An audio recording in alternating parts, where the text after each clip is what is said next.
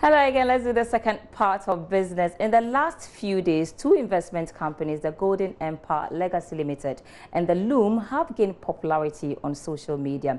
A viral video of one of the companies, the Golden Empire Legacy, has got the public talking, with many describing their modus operandi as similar to that of gold dealership firm Men's Gold. Well, the Securities and Exchange Commission SEC says these two companies are not legal entities. Director General of SEC is Reverend Daniel Ugbamitete. Received some notice through the usual channels by which people notify us of these schemes, and we'll follow our usual due process or procedure in advising clients. But let me quickly say that it's important for investors always to ask questions. And one of the fundamental questions you should ask before you place your money with any firm is to find out what is the underlying investment, because if anybody promises you a return, and in any case we've indicated that when someone promises you a high return and tries to tell you that the return is guaranteed, it means that there is high risk involved, and you are better advised to look for the exit door. But a basic question anybody needs to ask is, what are you investing in? What are the underlying investments? Okay, because that will help you to appreciate what is being offered to you. People should move away from the habit of a friend or a relative saying that, oh, this thing is good or it is very good, because that is one of the ways to get into something that at the end of the day you end up burning your fingers. So I'm just giving some general piece of advice here.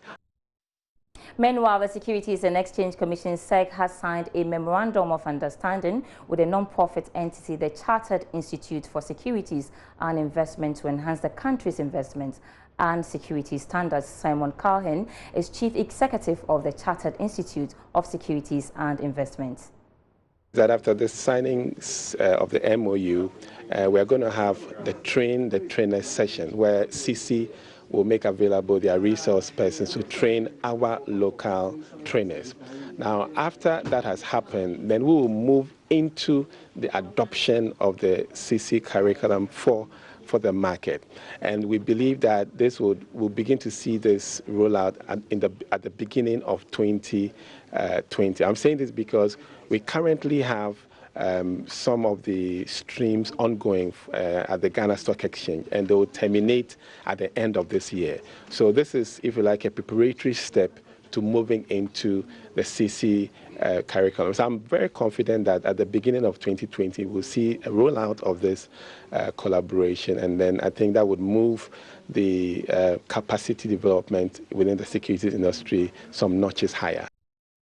So that was actually the Director General of the Securities and Exchange Commission, Reverend Daniel Ugbamitete, speaking again. Moving on, former Finance Minister Seth Terkper has accused the current government of peddling untruth when it comes to the calculation of debt figures. Seth Terkper, in an interview with Joy Business on the country's economy, said the method being used to now calculate the debt levels must be looked at again.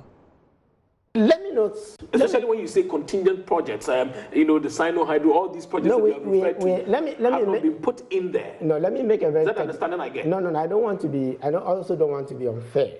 Okay. When a guarantee crystallizes, immediately you issue a guarantee, that's the first part. You add it to the debt. Okay. We started the initiative of creating assets like the sinking fund to set it off. Yeah. So that they know that, look, we don't just have debt, but we have money in the sinking fund for managing those debts. Yeah. So you have to set it off. We started those initiatives. Yeah. Money we put in the infrastructure fund to support, investments. You can also set it off. That's what countries do, right? If you don't have those mechanisms, or if you stop funding, say, the infrastructure fund, which invested in Terminal 3, which has stopped. Because remember, part of the money is the additional 2.5%, which went into VAT. VAT, yeah. That has been stopped. The portion of the ABFA that goes into the infrastructure fund has also been stopped.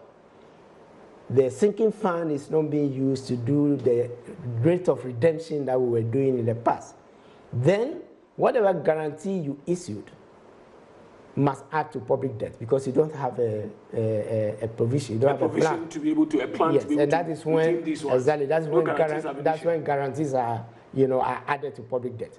So to the extent that the documents, and that's the first part, to the extent that the documents that went to Parliament for Sino Hydro had the state providing security. To the extent that you remember the first time it was GATT was going to be the one that was going to underwrite, but they had to go to Parliament before they could issue the bonds. To that extent, those liabilities have crystallized. So if we don't add them, then yes, the methodology is being changed. In commodity news tonight, crude oil sold at $62.90 a barrel after losing 39 cents on the first trading day of the week. Let's take a look at how other major commodities opened the week in commodity news, which is up next.